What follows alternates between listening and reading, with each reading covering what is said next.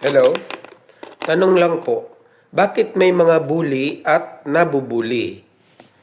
Maaring mangyari ang pambubuli sa iba't ibang konteksto at sa iba't ibang dahilan.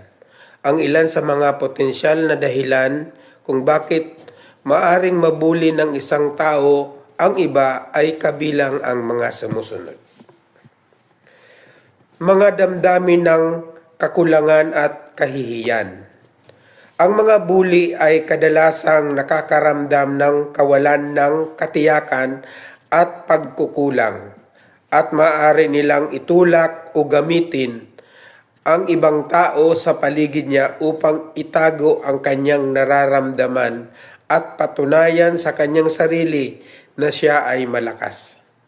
Maaring hindi palaging halata na mayroon siyang mga damdaming ito dahil malamang na hindi nila ito